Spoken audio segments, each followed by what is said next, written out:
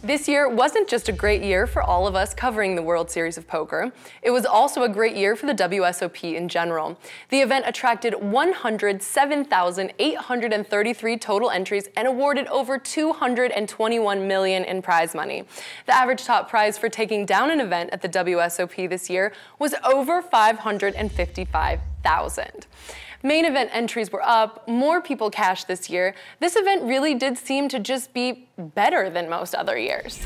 Yeah, and I think it truly was better than most other years. In fact, this year we had the largest main event starting day in the history of the World Series. The largest non-hold'em event, which was a pot limit Omaha buy-in of $565, and the most cashes in a series, 13, by Roland Israel Ashvili.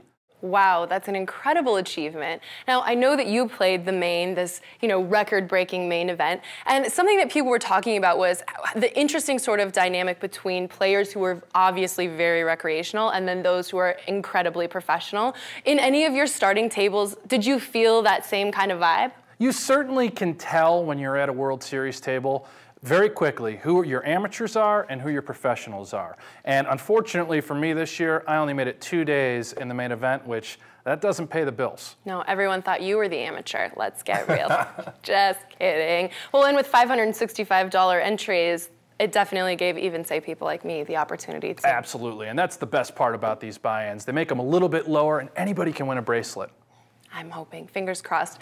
The top 63 finishers at this year's WSOP all cashed for 6 figures, and the top 99 got at least 5 times their buy-in. For the last several years, the Bellagio Cup has been the tournament that puts a bow on the summer grind for many temporary Vegas residents, and this year was no different.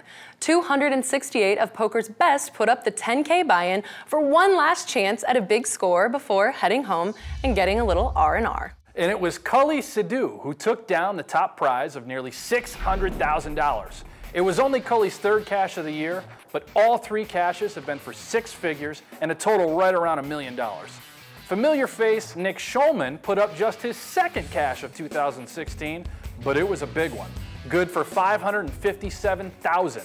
And former champion Chance Corneth rounded out the top 3, putting $285K into his bankroll.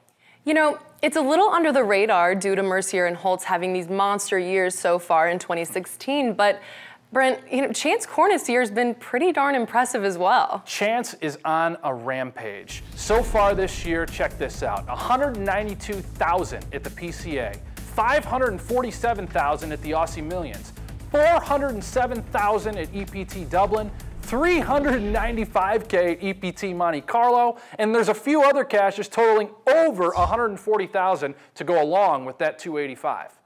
All told, that's just shy of $2 million in earnings in 2016, and it's only half over. And he's one of the most charming people in poker, I would say, so good on you, Chance.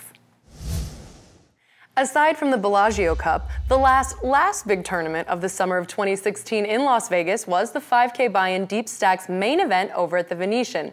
It attracted 537 players this year to generate a prize pool of nearly $2.5 million. As you see here, the top 6 players all made 6-figure paydays, ranging from the $102,000 of Jeremy Osmus all the way up to the winner of this event in John Turner, who nabbed himself over $500,000 with his victory. Brent, another online legend here. If you guys don't know the name John Turner, maybe you've heard of Pearl Jammer? Oh, Pearl Jammer's been around the block for a long time now. In fact, he has $7.7 million in online winnings, and this year he's having his best year in the live felt, which includes 5 WSOP cashes and a 100th place finish in the main event. I remember talking to Mike Matisow not that long ago, and he was saying that essentially most of these online players were never going to be able to make it in the live game, and Pearl Jammer is definitely one of those players that's risen to the top and shown that, a lot of these guys are here to stay. While the big money has been moving around here in Las Vegas at live tournaments, the online arena has still seen some decent action despite several of the high rollers spending their summer here in Sin City. And the biggest hand that was tracked this past week came from a 200-400 no-limit game, where OTB Red Baron had pocket 10s against the ace-king suited of Katya 18. OTB flopped a set, made a bet, and then called down the two-barrel bluff of Katya to grab the impressive $89,000 pot. The biggest winner in the online world for the month of July was Austrian pro Nicholas "Nicky" Jedlicka, who went ham on PokerStars playing 7,610 hands and made himself over $216,000 in the process. And it's not the first time that he has done something like this either.